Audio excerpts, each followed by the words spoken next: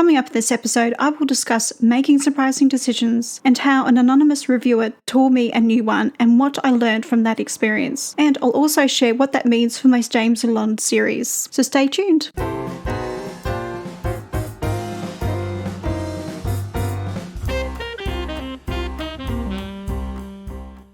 Welcome to Amelia's Behind the Scenes Author Diary, an exclusive look at the behind the scenes misadventures of a 30-something mystery author. Discover how close she is to releasing her latest novel, hear exciting details about upcoming writing projects, and discover the lessons she has learnt along her writing journey so you don't have to make the same mistakes. You can find the episode show notes and lots more information at ameliahay.com/podcast/BTS.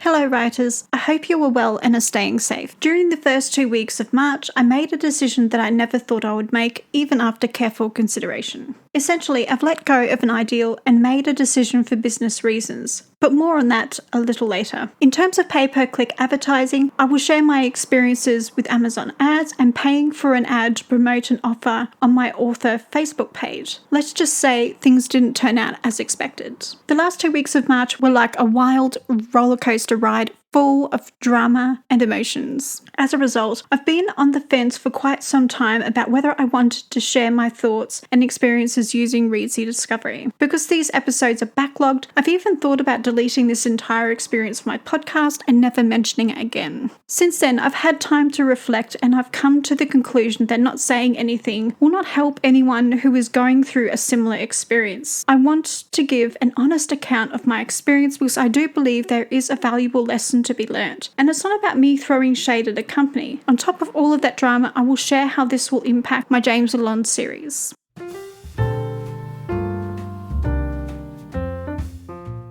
Unfortunately, this episode is going to be a little ranty, partly because March was tough. And at this point, I'm tired of all the drama. Hopefully, I can just scale the drama back and just stick to the facts and be objective about it. And just to let you know, this episode was recorded on Wednesday, the 22nd of July. However, the script for this was actually written way back in March as these events occurred in real time. And I think in April, I went through and I edited the script and I polished it to a readable/listenable quality. So just so that you're clear, this isn't me guessing what happened in March. I actually recorded it, took notes in real time. You get it. In the same spirit as the previous episode, there is a backlog with this show just due to the pandemic. After a few weeks, I've managed to figure out how to work from home with my husband and do all of the things I would typically do. So if you're watching this on YouTube, you'll notice that I've gone back to an audio only version of the podcast. That's because of obviously the pandemic and my hair situation. I know that's super vain, but my hair is out of control. It's getting to a point where it needs to be cut and coloured.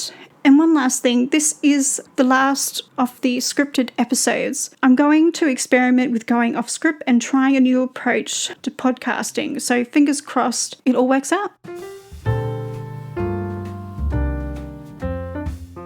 Throughout this episode, I will be referencing tools and services that I've used. If you're interested in reading the transcript or would like links to anything that I've mentioned in the show, then check out the very long blog post or edited transcript at ameliahay.com/BTS030. And if you're new to this podcast, then I want to say a huge thank you for stopping by and trying out my show. To those of you who have been faithfully listening to my show, thank you for regularly listening in and supporting the show. Your support means more to me than you know.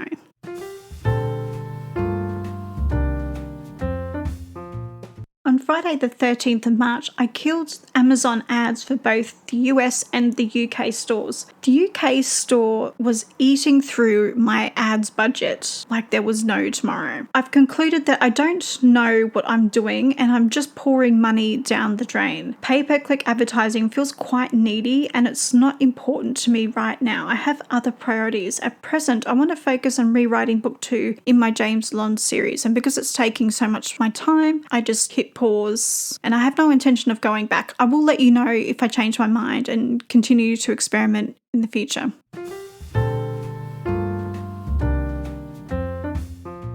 During the first 2 weeks in March, I boosted an offer with a link to my short story in BookFunnel. The page has an optional opt-in because it performs quite well, and I get quality signups this way. I chose my predetermined target audience and set the budget to £35 plus taxes over 7 days. And it's not a huge budget, obviously. On Tuesday, I cancelled due to no signups on BookFunnel. Over on Instagram, the ad got a ton of engagement, but I noticed there was no Learn More button to take up the offer. The absence of the Learn More button defeated the purpose of running the ad. To be honest, I have no idea what happened. Later that day, I started a boosted post with a button to download the short story from BookFunnel. I was trying to boost a short teaser of the short story The Lawn, and it's just an image with a quote from the book that got a lot of traction on Instagram. So I boosted it on Facebook. Later that day, the ad wasn't approved, possibly due to the word arse in the image text, and in the context, it was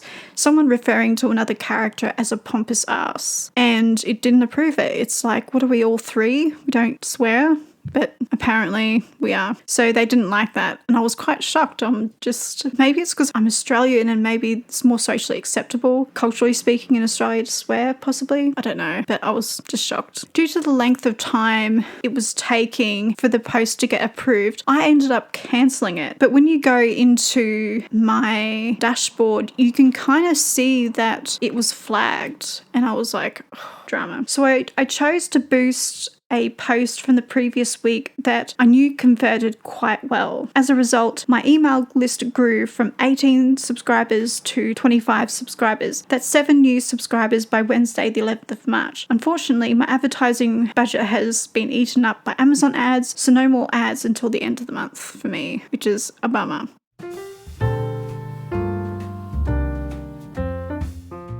During the last 2 weeks of March, I snapped after Kobo suspended my book for having the words crime thriller in the subtitle. Meanwhile, if you search that store, there are other books that have these gigantic long subtitles that aren't even on the cover, but mine was cancelled. A bit annoyed. The same thing happened with Drafted Digital after uploading the interior of the book multiple times. It took both companies too long before noticing that my book cover says a James Lalonde novella and not a James Lalonde crime thriller novella. Frustrating, doesn't begin to describe how I felt about these notifications because it's now July and I still see other books on the Kobo store and possibly published through Drafted Digital on Nook that are violating these terms. But it's not okay for me, but it's okay for everybody else. And that's what really got my goat. There's one rules for everybody else, and there's a different set of stricter rules for me. And this has possibly been my entire life story, and this is what's frustrated me. I always get caught doing something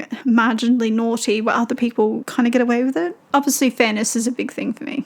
On top of all this, the price changes on Apple Books are a nightmare. Coincidentally, the platform is not compatible with the Google Chrome browser. I can't help thinking this is deliberate considering it's owned by a competitor. And so, for those of you who are unaware, Google owns Android, and Android are Apple's biggest competitor in terms of mobiles because they're like a disease. They're everywhere. So if you have a Samsung phone, it probably has the Android operating system, and Android is Apple's competitor. So, and because it's owned by Google and it conveniently doesn't work on the Google Chrome browser, coincidence? I think not. But I've just realized I'm probably releasing this podcast on Apple Podcasts. I'm wondering, now I'm nervous. And Google Books is a nightmare in regards to creating a discounted price promotion. There's this epic spreadsheet you need to fill out, and the documentation on how to use this spreadsheet assumes you know things about the store that only an employee would know. Just between you and me, this is a company-wide issue. With documentation, they're just not good at writing followable instructions or leaving notes so someone else 5 years later can understand. In short, distributing wide is time consuming for minimal royalties in return.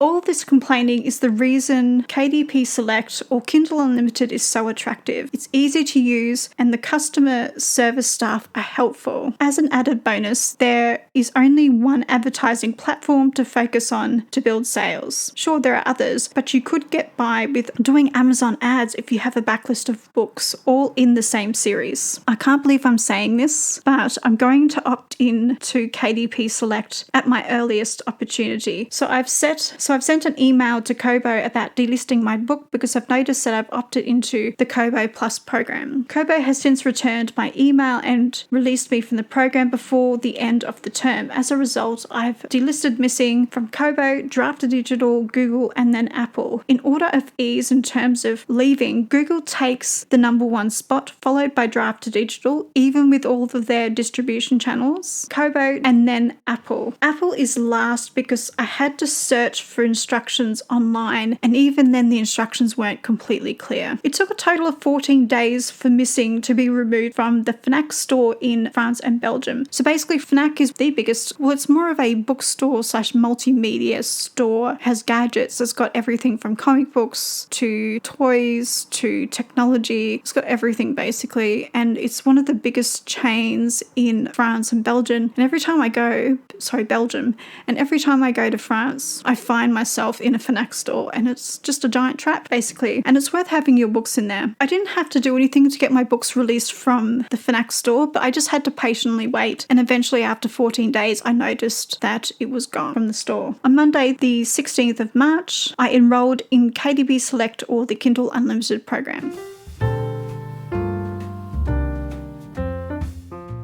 And now for the drama you've all been waiting to hear about. During the last 2 weeks of March, I received some unexpected feedback from Reedsy Discovery. In Reader's Digest terms, I had an anonymous reviewer tear me a new one. At the same time, I also received a response from the company that knocked me for 6. The feedback was sent by what appears to be an automated email saying my book was cancelled from the program, with a full transcript of the reviewer's review of my book. In this feedback, the reviewer did admit to not finishing my book, but still wrote a long critique, heavily criticizing the part of the book that was read. And this is where things start to get interesting. In a rather ballsy move on the company's part, at the bottom of the email, they redirected me to the company's Find an Editor search engine. So I do believe there is a bit of a conflict of interest with the Discovery program. Naturally, I'm super disappointed and will not be using this service again in the future because it doesn't do what it says on the tin. I thought the service would connect me with readers, but it almost acts as a gatekeeper. The service is more of a critique service or a very harsh beta read. And if you're going to do a super harsh beta read or a critique in this way, surely someone should be obligated to finish the book before criticizing the story, because you can't criticize a story and say this is what's wrong with your story if they haven't quite read it. And even then, it's the review I got only criticizes what's in the book's blurb. I still can't figure out whether they really read my book or not. And there's a part of me that sort of doubts whether they read the whole book, or whether they just skimmed through and read a few chapters and said, I hate this sucks, you need an editor. And I won't go into it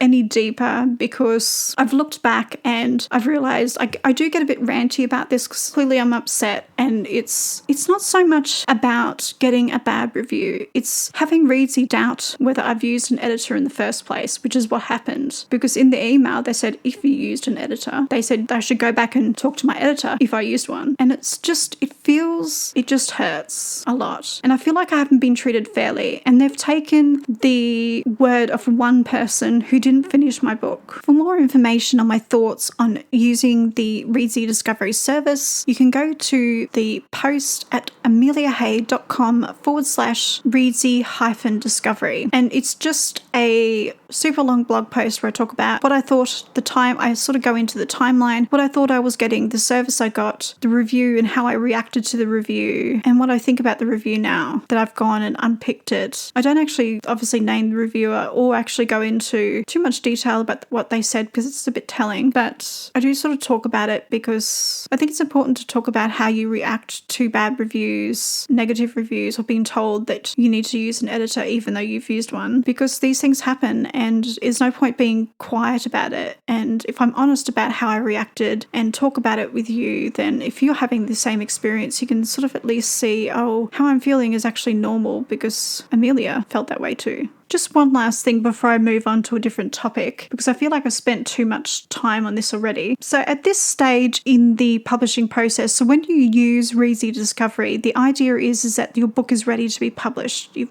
edited, it's all ready to go. You're ready to hit publish on all of the stores. So at this stage in the publishing process, it's almost too late for a harsh critique or a manuscript critique or a beta read, because you've done the editing, you've done all your revisions, and they're critiquing the final product, but not in the way that a reader would, which is what I was expecting. You could use this service as a beta read. However, the review will be up on the website forever, and potentially this person will post a review on all of the platforms, and you're stuck with this feedback, and that's not good to have like a beta read style feedback published on a store for readers to read, because beta reading feedback or a harsh manuscript critique is really for the writer. It's not for the reader, because reviews are for readers, which is what you sign up for when you sign up for this program. But in light of that, I feel like there's no win for the author here, because when it comes to the crunch, Reedsy Discovery will side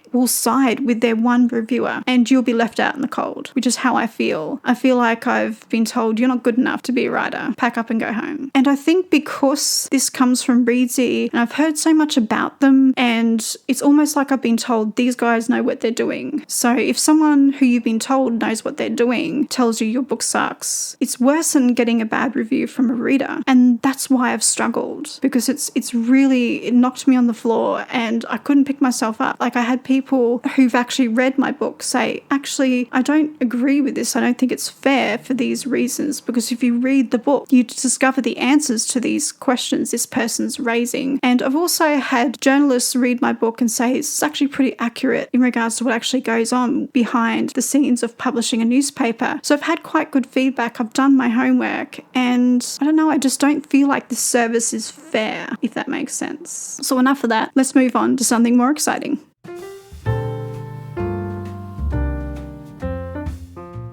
So what's next for Missing? On the 20th of March, I had a quick chat with Paul Teague from Self-Publishing Journeys about whether I should hire a developmental editor based on my experience with this review. The conversation that developed as a result of my initial question helped me gain a new perspective. Looking back, I gave Reedsy and the reviewer too much power. I allowed them to act as a gatekeeper, and I shouldn't have given this service or reviewer opinion so much weight. That was my mistake, because it is one person. The first thing I did after calming down was pulling Missing out of crime thrillers on Amazon and placed it in the mystery genre, because it's a better fit for my novella. My newfound perspective led me to purchase a beta reading service for Missing because I wanted a second opinion. This time things were different, because I chose a beta reader based on the genres they regularly read and the transparency of the service. I have since received this feedback, and it's quite eye-opening. I will discuss it in the next podcast episode,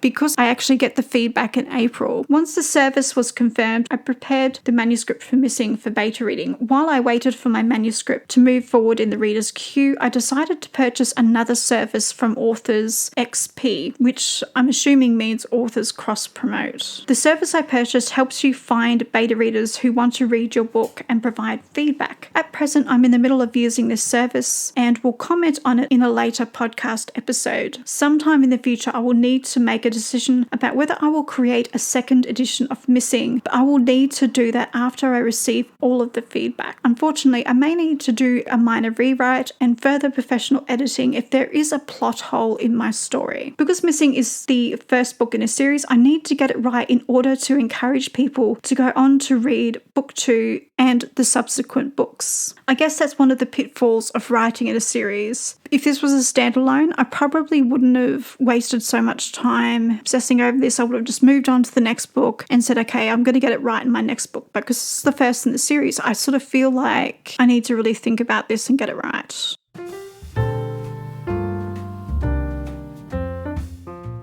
Due to my state of mind, I allowed myself to work on the first book in a cozy mystery series that I've been wanting to write for quite a long time now. I originally started to flesh out the story idea way back in October 2018, and I've been working on and off since then. Before I initially started fleshing out the idea I had for the series, I decided to write the series to reader expectations or writing it to market. This decision prompted me to purchase a report from K-Lytics on the cozy mystery genre. I'll provide a link to this report in the blog post and in the show notes in your favourite podcasting app. After this, I decided to start reading a few cozy mysteries to familiarise myself with the genre. I do read cozy mysteries, but I've never analysed the genre before. I've always read as entertainment. In the same vein, I decided to watch a few murder mystery films and TV shows. My favourites are the ITV Miss Marple series, which you can find on Amazon Prime Video. And for those of you who aren't in the UK, ITV is a program. They created a series of Miss Marple episodes, and I think they're all sort of 90 minutes long, so they're almost feature-length film length, and they have a series where I think it's 4 or 6 episodes per series, and I think there's about 6 series, and I think due to casting reasons they had to recast Miss Marple. It's either maybe the actress passed away and they had to find a new Miss Marple, or maybe there was a conflict in acting schedules. Not sure, but I absolutely love this series. To help me create a story with reader expectations in mind, I researched what other writers had to say about the cozy mystery genre. Throughout the last week in March, I slowly added to the story outline, starting with the most important scenes. During this time, I also worked on world-building exercises. I fleshed out more ideas for the fictional small English village where the series is set. This decision prompted me to research the period I'd chosen and what life was like in Britain at that time, because in the 90s, I was living in Australia, so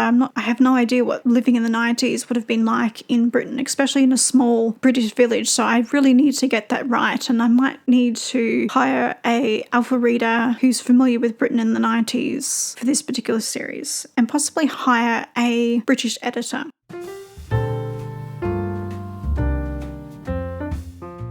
So that's all of the tasks I completed in terms of writing, book marketing, and email marketing. Over the next few weeks, I want to continue to focus on getting my confidence back as a writer. During the next month, depending on how much writing I get done, I will be announcing the title of my second book, and I have some decisions to make about my James Lalonde series. Next week, I will release another diary episode where I will continue to discuss my writing and book marketing endeavours, and that episode will be focused on the month of April. If you have any questions or have tips on book marketing that you'd love to share with me, please come on over to the blog post at ameliahay.com/BTS030 and share your thoughts in the comments section. Thank you for listening, and happy reading and writing, everybody.